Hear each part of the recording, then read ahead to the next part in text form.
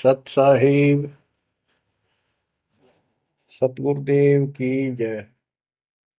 बंदी छोड़ कबीर साहिब जी की जय। बंदी छोड़ गरीबदास जी महाराज जी की जय। स्वामी राम देवानंद जी गुरु महाराज जी की जय हो।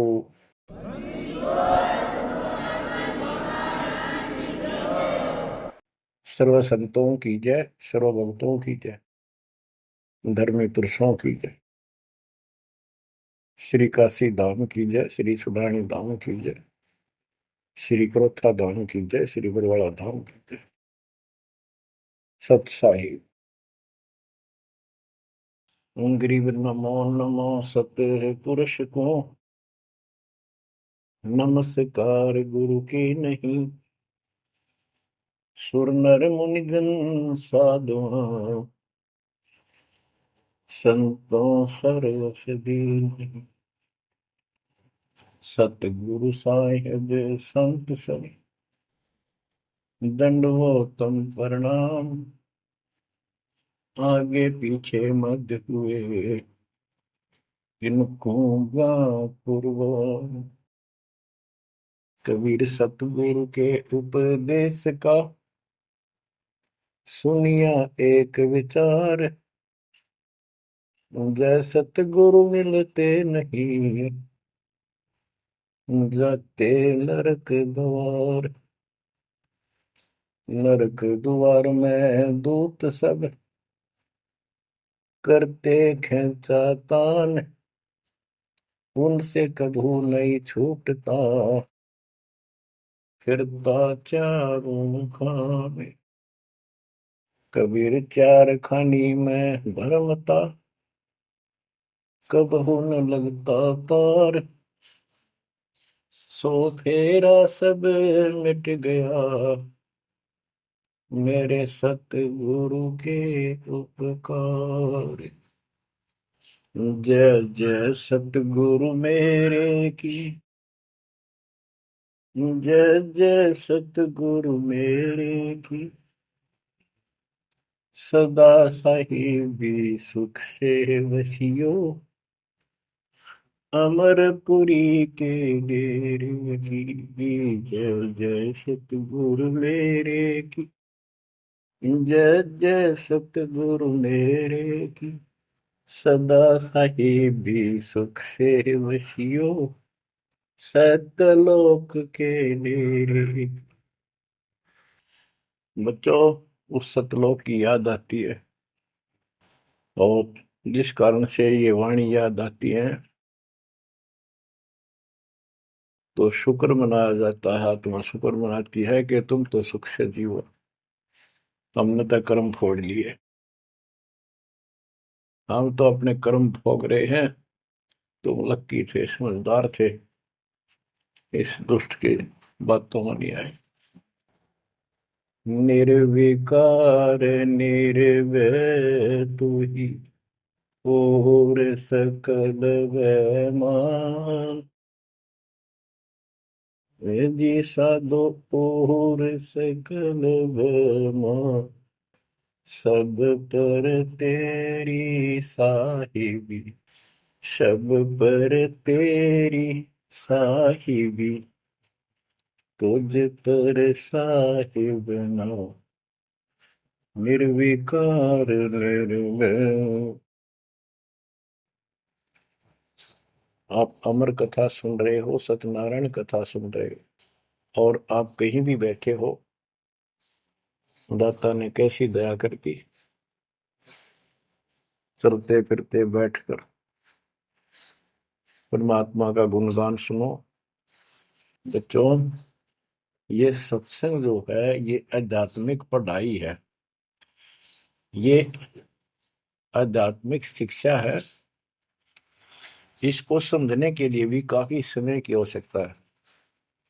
जैसे बच्चे स्कूल जाते हैं, यानी 15-16 वर्ष तक तो वो टोटली फ्री होते हैं। अपनी पढ़ाई करो, ट्यूशन लगवाओ, क्लास में पढ़ो। तो ऐसे करते करते वो विद्वान बन जाते हैं, डॉक्टर बन जाते हैं, इंजीनियर बन जाते हैं और बड़ी बड़ी शिक्षाएं प्राप्त कर लेते हैं। इसी प्रकार आपको ये आध्यात्मिक लेक्चर अटेंड करते रहना चाहिए। संसारिक काम भी करो, शिक्षा ग्रहण भी करो, लेकिन ये शिक्षा साथ जरूर ग्रहण करो। इसके बिना सब व्यर्थ है।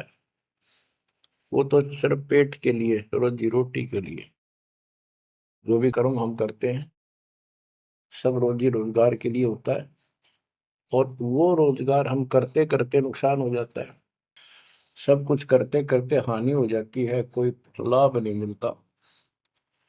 इधर कमाते हैं, उधर रोग हो जाता है, यहाँ से कमाया उधर खत्म हो गया।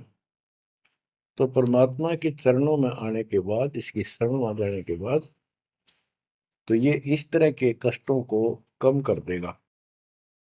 परमात्मा की महिमा भी ना सुने, भक्ति ना करें, और काम में ज्यादा ध्यान दें, कभी नुकसान ना हो जाए।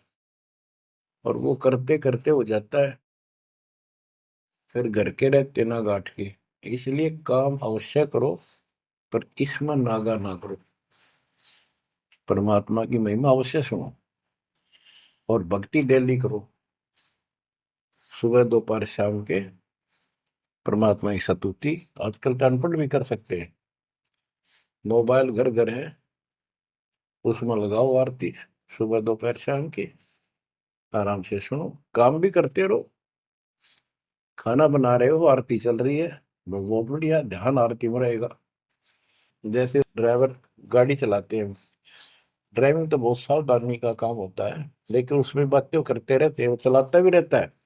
इसी प्रकार इस समय का ऐसे सदुपयोग करो, श्रवण भी करो, गाड़ी भी चलाओ, तो आरती भी लगा लो, उसके अंदर चलते रहो, सुनते रहो। तो परमात्मा ने आपके ऊपर रजा करने में कसर नहीं छोड़ रखी। और अब आप भी चौकस हो जाओ, सतर्क हो जाओ, समर्पित और दृढ़ हो जाओ। बच्चों, अपने को अपने घर का ज्ञान हुआ, अभी तक तो हमारे को अध्यात्म का सिर पैर भी ज्ञान नहीं था। और जब तक बच्चों हमें विश्वास नहीं होता कि परमात्मा कौन है, इसका प्रमाण कहाँ है, कहाँ प्रूफ है, और हमारी आत्मा इस बात को नहीं स्वीकार कर लेती क्या सचमुच यही सत्य है, तब तक हम भक्ति भी करते रहते हैं, और आत्मा अस्थिर रहती है, मन अस्थिर रहता है। कोई भी कोई साधना बताता है, हम उसी को करने के लिए तत्पर हो जाते हैं। वो पहले वाली तो छोड़ते नहीं, और भी शुरू कर देते, क्योंकि हमें चाह है परम पिता की। हमें इस बात का एहसास है कि एक शक्ति है जो हमारे दुखों का निवारण करती है, किस्मत से भी अलग देती है। किस्मत में दुख आया, प्रारब्ध में कष्ट हुआ, तो हम उसके निवारण के लिए किधर झाड़ फूक वालों के पास, कहीं हाथ दिखाने गए, कहीं पहाड़ों पर किसी ने बताया वहां गए, व्रत रखने को कहा वो रखा। हमने हर तरह से कोशिश की कि कोई सुख प्राप्त हो, ज्यादा धन प्राप्त हो, लेकिन ऐसा कुछ नहीं हुआ। वैसे कभी इत्तेफाक से कोई दाव लग गया, कोई हटकर कोई ऐसा लाभ होता दिखा हो गया, वो होना तो था कर्म का, प्रारब्ध में आ गया कोई, और वो सूत बैठ गया, और हम और दृढ़ हो गए उन्हीं पूजाओं पर, उन गलत साधनाओं पर जो गीता में मना कर रखा है। दास अपनी बताता है, ये आपके साथ भी अवश्य हुई है, आपको अब एहसास होगा। जैसे दास बचपन से रामकृष्ण और विशेषकर विष्णु जी का, कृष्ण जी का विशेष भक्त रहा है, इसके साथ हनुमान जी के प्रति भी लगन में, तड़प में, चाह में कोई कमी नहीं थी। इस कारण से मंगलवार का व्रत रखना, किसी ने बता दिया कि जिला राजस्थान में सालासर एक स्थान है जहां पर हनुमान जी का बहुत प्रसिद्ध मंदिर है और वहां जाने से सारे सुख हो जाते हैं। तो दास सिरसा सर्विस करता था। हरियाणा का एक शहर है, पंजाब से सटा हुआ डिस्ट्रिक्ट है। वहां से पता चला तो दास बैठ कर ट्रेन में सालासर पहुंचा, शुरू उतरा वहां से अन्य साधनों से। वहां एक छोटा सा गांव सालासर, वहां एक छोटा सा मंदिर और उसमें एक पत्थर की मूर्ति। उसकी शक्ल भी ठीक सी कोई ना, हनुमान का वो आइडिया लगाया जाता। उस समय, ये सन 1978 की बात है। ऐसा कोई वहां पर ज्यादा भीड़ नहीं होती थी। हम सुबह आराम से दर्शन कर लेते थे। हद से हद 500-400 आदमी जाते थे। फिर देखते देखते 10 साल में वहां पर टेढ़ी मेढ़ी लाइन बनने लगी, यानी 4-4 घंटे में नंबर आने लग गया। और उस दौरान जैसे भी कोई राहत मिली, जैसे सर्विस लगी, पढ़ते थे, पास होते चले गए, हनुमान जी और श्री कृष्ण की जय जयकार। और जैसे हम पढ़ते थे, पास होते चले गए। तो ये श्रेय अपने इन इष्ट देवों को मानते थे, जो एक से अनेक थे। श्री विष्णु भगवान, कृष्ण जी, श्री राम जी और हनुमान जी, शंकर भगवान जी। यानी शंकर भगवान जी कोई पीछे नहीं रखते थे। और ये बता रखा था, अगर माँ की भक्ति नहीं करनी, इसको विशेष ध्यान नहीं देते थे इसके ऊपर। फिर भी पास हुए, सर्विस लगी, पुत्र प्राप्त हुआ। फिर पुत्री संतान होती चली गई और इतनी खुशी हुई कि सारा कुछ हनुमान जी ने, श्री कृष्ण जी ने, विष्णु जी ने कर दिया। और ये देख रहा है दास के जो कबीर नास्तिक है, उनके भी ये सुख हो रहे थे। तो बात ये है, अब पता चला कि ये साधना वो सुख देने की थी नहीं जो हम इनके सिर कर रहे थे। यकीन से होगा, इनको श्रेय दे रहे थे। तो बच्चों, कबीर पीछे लग गया जाऊं था मैं लोक वेद के साथ, मार्ग में सतगुरु मिले, दीपक ले दिया हाथ। इस भक्ति के सफर में हम लोक वेद के आधार से इधर उधर भटक रहे थे, सही मार्ग मिला नहीं था और कभी भी मंजिल प्राप्त नहीं कर सकते थे। ठीक है, हमारी तड़प थी तो भगवान भी मिले। जैसे वेदों में प्रमाण है, ऋग्वेद मंडल नंबर 9, सूक्त चम्मन, मंत्र 3 में, कि परमात्मा सबसे ऊपर के लोक में बैठा है। फिर ऋग्वेद मंडल नंबर 9, सूक्त 82, 1, 2, 3 में, ऋग्वेद मंडल नंबर 9, सूक्त 86 के 26-27 में। तो ये बताते हैं कि परमात्मा अच्छी आत्माओं को मिलता है, वहां से गति करके नीचे आता है, उनके संकट दूर करता है, उनको सच्ची राह दिखाता है अपने मुख कमल से।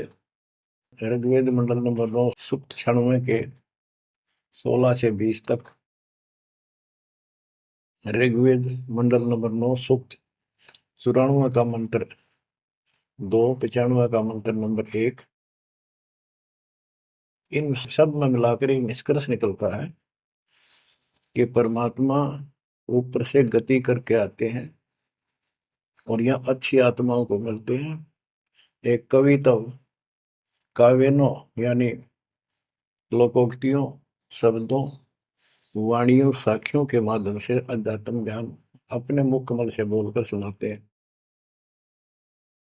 और वो एक कवि की तरह आचरण करते हुए वर्जम घूमते फिरते और अपने मुख कमल से वाणी बोल करके भक्ति की प्रेरणा करते हैं और गुप्त भक्ति के, परमात्मा की साधना के गुप्त मंत्रों को आविष्कार करते हैं, मंत्रों का आविष्कार करते हैं। जैसे गरीबदास जी ने बताया है, कबीर साहब बताते हैं, गरीब सोहम शब्द हम जग में लाए, सार शब्द हमने गुप्त छिपाए। यानी सोहम शब्द किसी भी ग्रंथ शास्त्र में, जिनको हम शास्त्र मानते रहे हैं 600 साल पहले पहले, उनमें नहीं है। और सोहम नाम का प्रचलन बहुत पहले से चल रहा है, पर इन किताबों में नहीं था।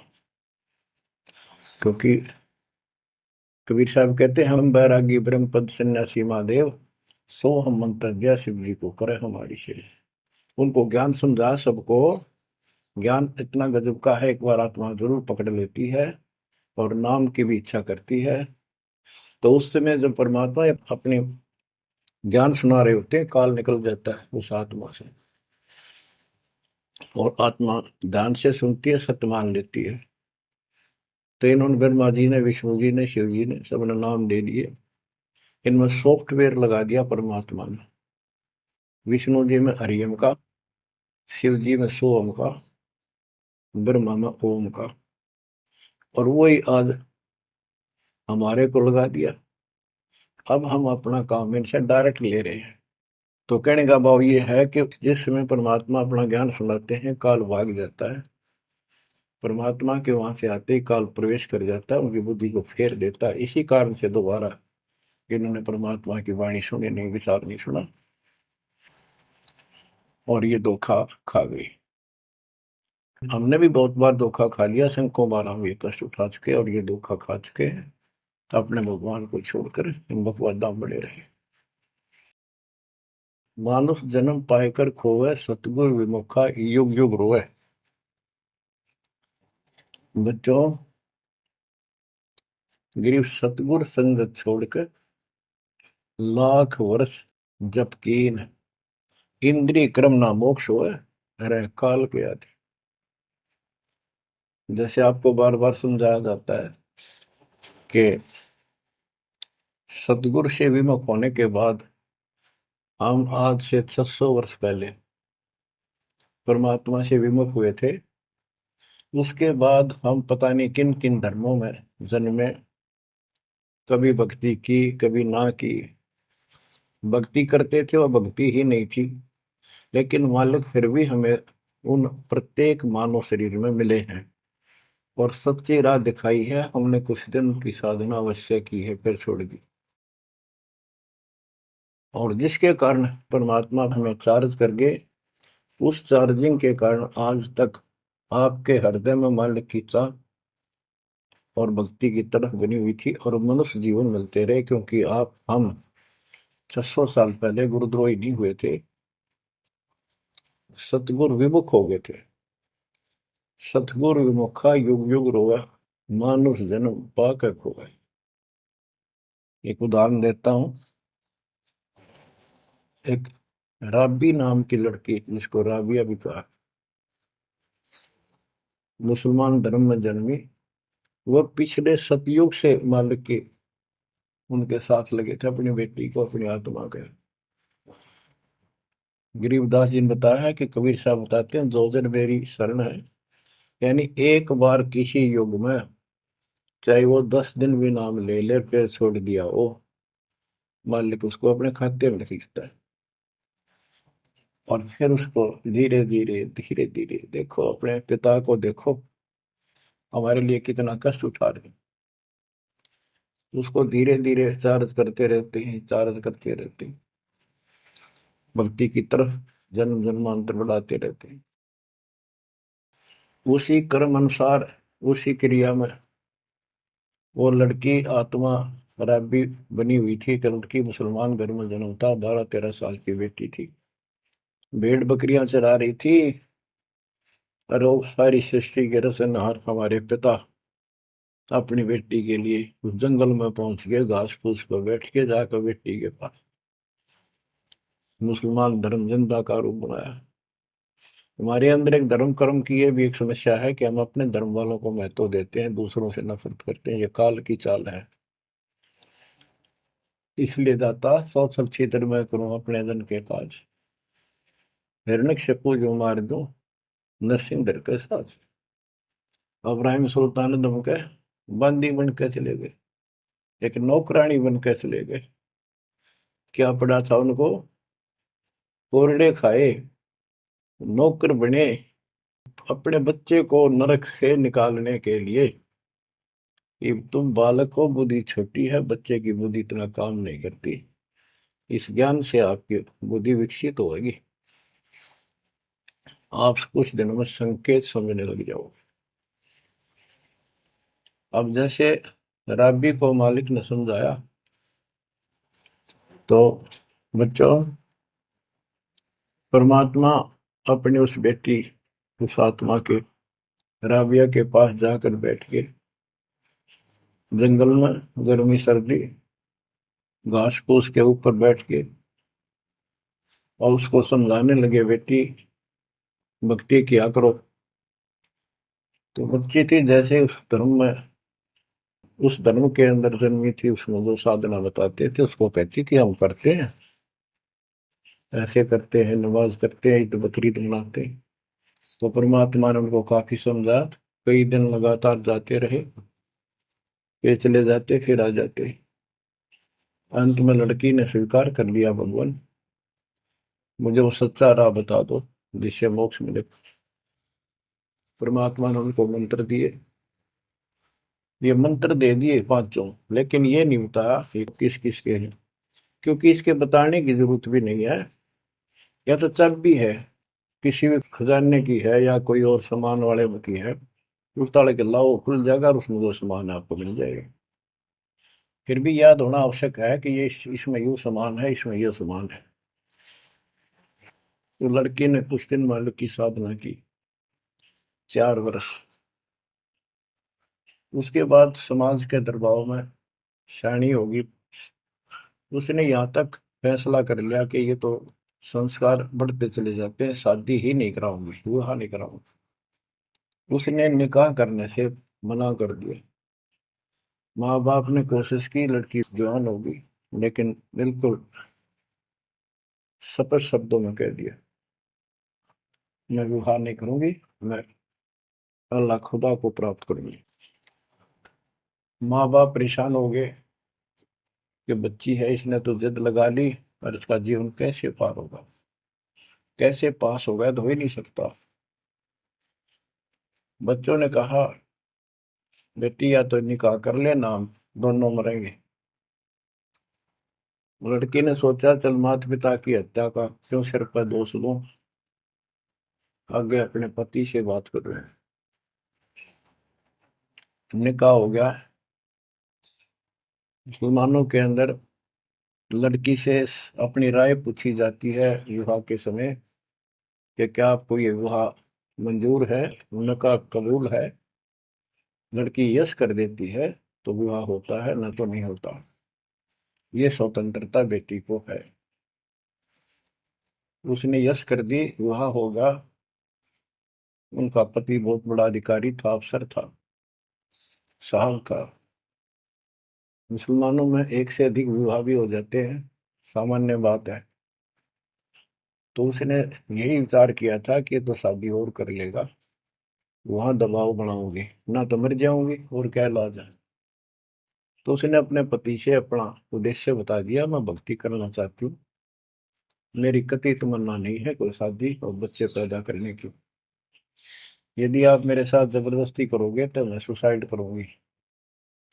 उनका पति भगवान से डरने वाला मुसलमान था, वास्तव मुसलमान था। उसने कहा, राबिया आपने निकाह कबूल क्यों किया, ये बता।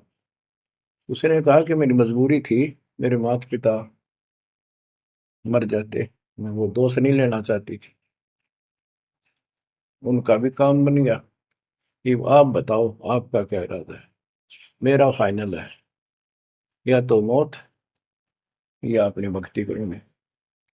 इतना दृढ़ विश्वास देखकर उसने कहा कि राबिया कोई बात नहीं, आप भक्ति करो, मैं अल्लाह के मार्ग में बात नहीं बन सकता। मैं भी भगवान से डरने वाला हूँ, लेकिन जैसे आपकी लोक लाज के कारण आपके पिता की समस्या प्रबल थी, इसी प्रकार समाज हमारा भी है, लोक लाज हमें भी है। आप मेरी दृष्टि में, मेरी तरफ से तो मेरी सिस्टर होगी, समाज की दृष्टि में मेरी वाइफ बन के रहना होगा। वो बोली मुझे मंजूर है। उसके लिए अलग व्यवस्था कर दी, अपनी भक्ति कर, किसी चीज की कमी नहीं आने देंगे। उसने अपनी और शादियां कर ली। अब वो 50 साल की होगी। सब देखा कि ये तो बिल्कुल देवी का रूप है, पलक भी उठाकर नहीं देखती। ये पिछले संस्कार थे, वो बैटरी चार्ज थी, उसमें चाह थी। आगे बैटरी लगी नहीं है, धीरे धीरे नष्ट होगी। या रोड मारा काल मारी, ये बहुत बड़ा षड्यंत्र है। सतगुरु कबीर साहब ने इसको कोई खोल नहीं सकता, इसे बचा भी नहीं सकता। इसलिए सतगुरु की शरण नहीं छोड़नी चाहिए। उसने अपने पति, जो संसारिक दृष्टि के पति से कहा कि मैं हज करने जाना चाहती हूँ। उसने कहा अच्छी बात है, जाओ, और कोई व्यवस्था ऊंट घोड़े की करवा देता हूँ, उस पर आराम से बैठ कर जाइए। बोली नहीं, मैं पैदल जाऊंगी, क्योंकि ये आस्था हमारी भगवान के प्रति अहंकार में नहीं। ऐसे जावा तो और बढ़िया है, ये वो शुरू से धारणा है। उस समय साधन भी नहीं होते थे, ऊंट घोड़े होते थे, रेगिस्तान में ऊंट ही चलते थे। वो बोली नहीं, मैं पैदल जाऊंगी। राबिया पैदल जा रही थी। रास्ते में कुआं था, उसको बाल्टी और रस्सा नहीं था। एक कुतिया वहां पर बहुत बुरी तरह रो रही थी, कभी कुएं की तरफ जा रही थी, राबिया के चरणों की तरफ आ रही थी। वो समझ गई कि यह प्यासी है, और साथ में बच्चा है, मरेगी की बच्चे भी मरेंगे। आओ देखा ना ताओ देखा, दया बिना दरवेश कसाई। वो दरवेश थी, संत थी, दयालु थी, असली मुसलमान थी। उसने अपने बाल पाड़े सिर के, रस्सी बनाई लंबी, वो 100 फुट नीचे पानी होता था। और फिर अपने कपड़े निकाल कर शरीर के, उसके बांध कर नीचे भिगो के बाहर टपकाए। निचौड़े एक मटके के टूटे हुए पात्र में कुतिया ने जी भर का पानी पिया। और लड़की ने अपने जो सिर के बाल पाड़े, थोड़ा बहुत खून निकला था, रक्त, ब्लड को साफ किया, कपड़े पहन लिए, मक्का के लिए चलने लगी। वो मंदिर उठ के मक्का कुएं के साथ आकर खड़ा हो गया। लड़की ने तो जाना ही मक्का में था, एकदम प्रवेश कर गई। उधर इब्राहिम सुल्तान अदम की पहले बॉडी में वो आत्मा गई हुई थी, क्योंकि परमात्मा उनको भी प्रेरित करते हुए आ रहे थे। जो इब्राहिम सुल्तान अदम बाद में सम्मन बना, तो जिनको ये ज्ञान हो जाता था, वो अपने धार्मिक मेलों में जरूर जाते थे औरों को समझाने के लिए। तो इब्राहिम सुल्तान अदम वाली आत्मा वहां गई हुई थी, लोगों में चर्चा हुई, वे मक्का गया कहाँ, हद होगी, मंदिर ही नहीं है यहाँ पर। तब अब्राहिम सुल्तान अदम कहता है, गरीबदास जी बताते हैं, सुल्तान अदम मक्के गया, मक्का नहीं मकान, गया रांड के लेन को यूं कह अदम सुल्तान। लोग बोले रे क्या बोल रहा था, फिर इतने में वो मक्का वापस आ जाता है। और उसमें से राबिया निकली। राबिया देखी, लोग भाग कर प्रवेश किया, देखा तो एक राबिया ने, एक लड़की, उसने अपना परिचय दिया। पूरे मुसलमान समाज में ये बात फैल गई, चर्चा का विषय बना कि भक्ति हो तो राबी जैसी, भक्ति हो तो राबी जैसी। जिसके लिए मक्का उड़कर चला गया जहाज के समान, एयरप्लेन के समान। तो वह हज के लिए गए हुए व्यक्ति इब्राहिम सुल्तान से बोले, अरे भले आदमी, तो एक देवी को क्या कह रहा था, गया रांड के लेने को, नो कह तुम सुल्तान एक नकमी आत्मा को ये मक्का लेने गया है। तेरा तो भाई दिमाग खराब हो गया, इसी देवी के बारे में ऐसे शब्द बोले, तुझे पाप लगेगा, दोजख में जाएगा। तब उसने उनको बताया, ये कभी आत्मा इसके लिए आए थे, इसको वहां मिले थे ऐसे ऐसे, और इसने वो सत भक्ति छोड़ दी। क्योंकि परमात्मा साधु रूप में कहीं प्रकट हो जाते हैं, ये उनका एक नियम है, अच्छी आत्माओं को मिलते रहते हैं। तो उस इब्राहिम सुल्तान वाली आत्मा को बताया था कि ऐसे एक राबी नाम की बेटी है, उसको भी मैंने ज्ञान दिया, पर नालायक ने वो भक्ति छोड़ दी, दुख पाओगे। तो उसने बताया कि इसको सत भक्ति मिली थी, डरे डोना ही है यार, उस पिछली साधना के कारण ये सब कुछ हो रहा है। परंतु उन लोगों के अमन में कहाँ समाने वाली थी ये बात, दो अक्षरों में।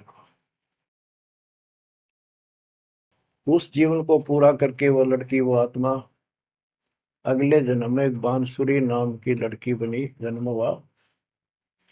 धार्मिक शब्द सुनाया करती थी, बड़ी परमर्थ की प्रेरणा थी, उसमें भी अनमैरिड रही वो। और यहाँ तक विचार कर लिया कि ये सुना है मक्के में जो मरता है वो सीधा जन्नत में जाता है, स्वर्ग में। तो इससे बड़ी अवसर कहाँ मिलेगा, अगर दोस्ता होगी। मक्के में अपनी गर्दन काट दी और चढ़ा दी, सब जगह ये चर्चा होगी, भाई बांसुरी तो जन्नत में जाएगी, सीधे दरवाजे खुले हैं। अब बताओ, वो तो लोकवेद था, तत्व ज्ञान क्या कहते। उसके बाद वो लड़की अगले जन्म में फिर लड़की रूप में जन्मी, युवा होकर वैश्या का जीवन दिया, सारा जीवन गंदे कर्म करो, एक भी अच्छी सोच नहीं थी। छोड़ दिए कर्म काल में, मानुष जन्म पाकर खोए, सतगुर विमुखा युग युग रो। वो फिर मर गई उस गंदे जीवन को भोग कर, पाप इकट्ठे करके ढेर ला गए। उस 3-4 साल की साधना से उसको मनुष्य शरीर मिलते रहे। उस दौरान परमात्मा ने कोशिश की, लेकिन वो रंग में रंग चुकी थी। बांसुरी वाले में खुद गायक बन गई, लोग प्रशंसक हो गए, बड़े बड़ी अल्लाह का ज्ञान सुनाती है। और वैसा बनने के बाद उसी कर्म वैसे फूट लिए, अच्छे बात समझ में नहीं आई। वो फिर मृत्यु को प्राप्त हुई, वैसा का जीवन, गणका का जीवन भोग कर फिर वो शेख तकी नाम के एक धार्मिक मुसलमान पीर के घर जन्म लिया बेटी के रूप। 11 वर्ष की, 12 वर्ष की आयु पूरी करके वो मर गई, समय संस्कार पूरा हुआ। परमात्मा कहते हैं, सोच अच्छी दर मैं करूं अपने जन के काज, उस आत्मा को फिर अपने चरणों में लेना था, अपनी प्यारी आत्मा। जो जन मेरी शरण है ताका हूं मैं दास, केल के लाग्या करूं जब लग धरती आकाश।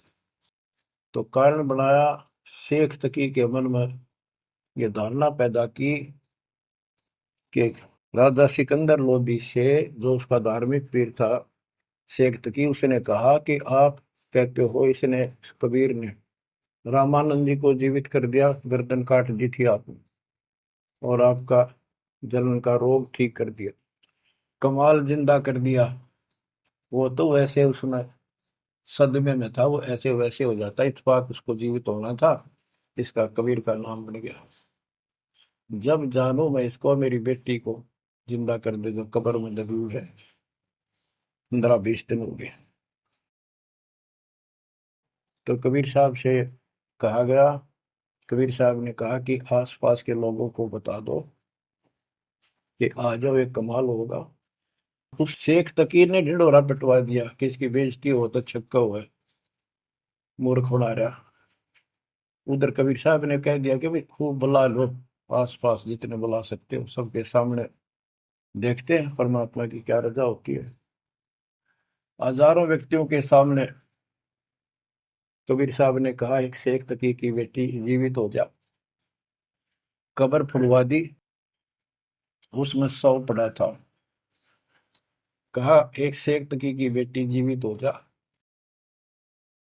लड़की नहीं जीवित हुई। फिर दोबारा कहा, फिर भी जीवित नहीं हुई। शेख तकी नाचन लग गया, खुल गई पोल डोंगी की। देखो ये बकवास करता था, सुन लो भाई, है डोंगी पाखंडी झूठा। तो परमात्मा ने कहा कि शेख तकी तू कोशिश कर ले। तो और दूसरे बोले, जी ये कुछ करने जोगा होता था, अपनी बेटी ने कौन मिट्टी में दाबा है, आपका दया करो। तब कहा, है कबीर की बेटी, जीवित हो और बाहर आ बेटा, इतना ही कहना था। सारा शरीर में कंपन हुई, डेड बॉडी जीवित होगी और उठ के बेटी बाहर आ गई। मालिक के चरणों में मस्तक टेका। 1.5 घंटा तक अपनी पिछली गलतियां और कबीर भगवान की समर्थता सबके सामने बताई और कहा कि ऐसे ऐसे मुझे ये भगवान मिले थे अल्लाह। ये खुद अल्लाह अकबर हैं, पूरी सृष्टि के रचने वाले, सबके दुख दूर करने वाले।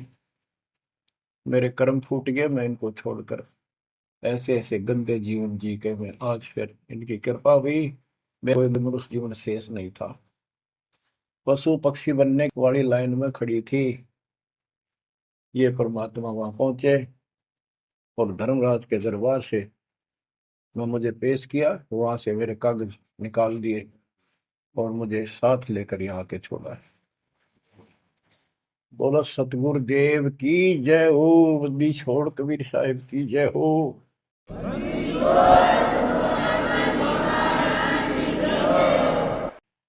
तो उसने कहा बेटी जा अपने पिता के साथ, कबीर साहब ने कहा शेख तकी के साथ। वह बेटी बोली मुझे अपना पिता मिल गया, अपना मालिक मिल गया, इस कर मेरा संस्कार इतना ही था। आप मेरे पिता हो, सारी सृष्टि के मालिक हो, मैं तो आपके साथ रहूं। अपने गुरु के मैं संग संग होली, अपने गुरु के मैं संग संग होली।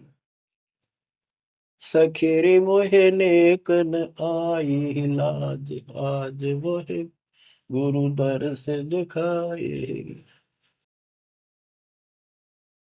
बच्चों, यह बात तो बनेगी ऐसे ही। पानी कहते, देसी कहावत है, पानी तो झील में नीचे के स्थान पर आके ही टिकेगा। वैसे पलट में कितना ऊंचा चढ़ जाए लेकिन टिकेगा वहीं आके।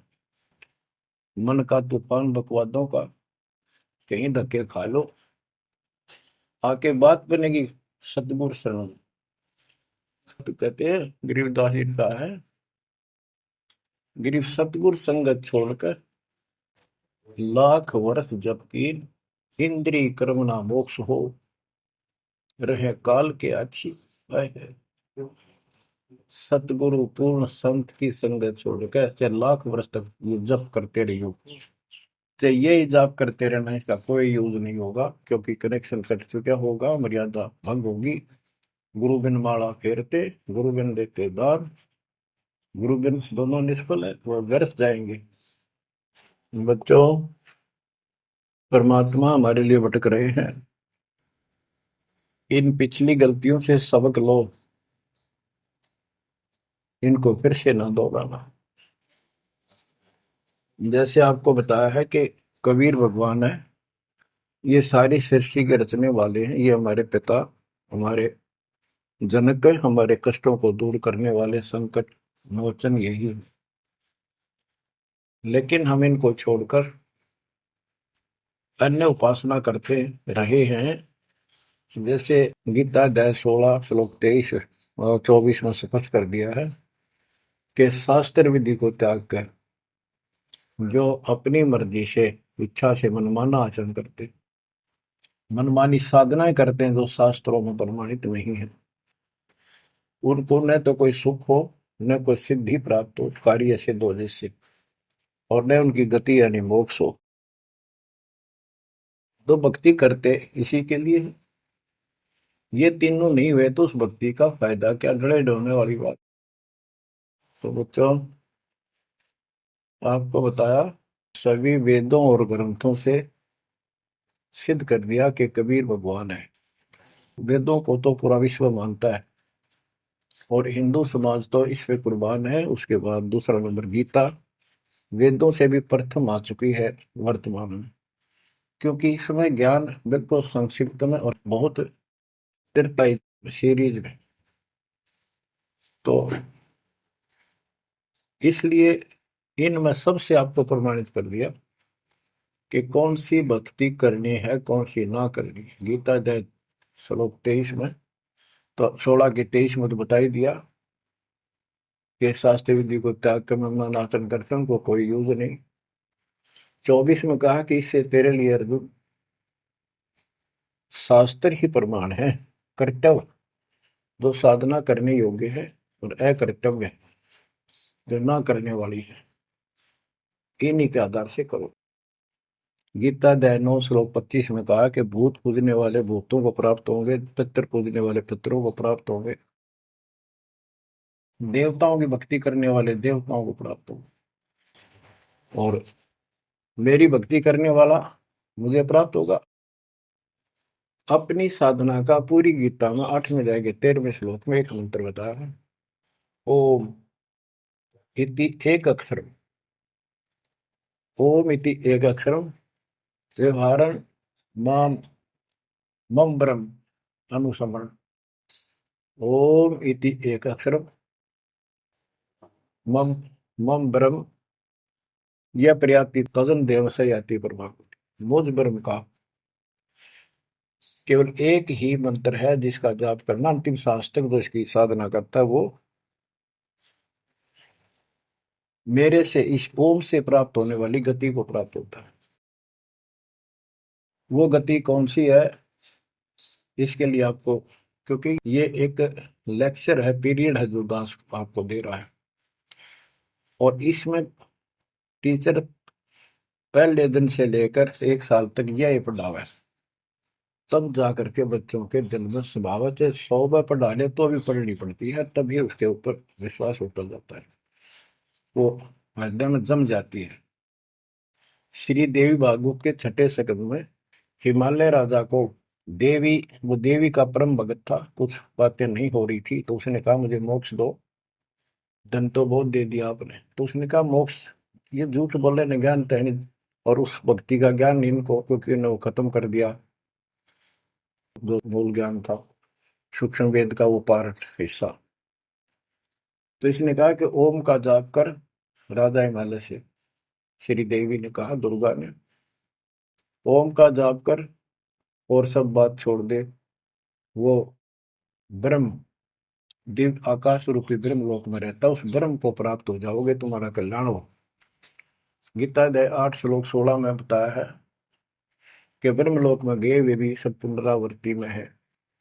गीता चारों वेदों का सारांश है, ये वेद है, जितना इसमें वेदों वाला ज्ञान है वो सत्य है, कुछ काल ने अपना मिलावटी किया है, वो अलग दिखाई देता है, वो केवल युद्ध कराने के लिए अटकलबाजी इसने की है, और बीच में अपना तड़का भी लगाया है। वो साफ निर्णय हो गया, क्योंकि सूक्ष्म वेद सब कुछ है, उससे सभी छट गया अलग अलग से, ये गलत है ये ठीक है। तो ब्रह्म लोक में गए हुए भी पुनरावृत्ति में पुनर्जन्म होता है। गीता अध्याय 4 श्लोक 5 में इसने स्पष्ट कर दिया, अर्जुन तेरे मेरे बहुत जन्म हो चुके हैं, तू नहीं जानता नहीं है। गीता अध्याय 2 श्लोक 12 में यही 10 के 2 में बताया कि मेरी उत्पत्ति तो हुई है, लेकिन ये ऋषि देवता नहीं जानते, क्योंकि ये मेरे से उत्पन्न हुए। फिर उस ज्ञान को, जैसे जहां से शुरुआत हुई थी कि परमात्मा सतलोक से सबसे ऊपर के लोक में रहता, वहां से चलकर गति करके आता है, अपना सच्चा ज्ञातम ज्ञान खुद बोलकर बताता है। गीता अध्याय 4 श्लोक 32 में, ये कोड वर्डों में है गीता ज्यादातर, उसमें बताया कि जो ज्ञान ब्रह्मणे मुखे सचिदानंद घन ब्रह्म ने अपने मुख कमल से बोली वाणी में बोला है, उस वाणी में संपुष्टार के साथ लिखा है, उससे ये पूर्ण मोक्ष होगा, फिर कभी जन्म मरण नहीं होता। उसके बारे में चौथे अध्याय के 34वें श्लोक में कहा है कि उस ज्ञान को तत्वदर्शी संतों के पास जाकर समझ, उनको दंडवत प्रणाम करने से, कपट छोड़कर उनकी सेवा करने से वो तत्वदर्शी संत तुझे तत्व ज्ञान का उपदेश करेंगे।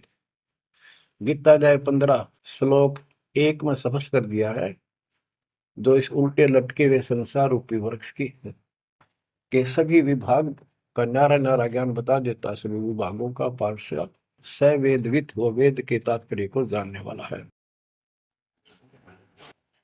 गीता अध्याय 15 श्लोक 4 में कहा है कि उस तत्व ज्ञान के प्राप्त होने के पश्चात उस तत्व ज्ञान रूपी शस्त्र से इस अज्ञान को काट के, यानी तत्व ज्ञान को ठीक से समझकर उसके पश्चात परमेश्वर के उस परम पद की खोज करनी चाहिए, जहां जाने के बाद साधक फिर लौटकर संसार में कभी नहीं आते।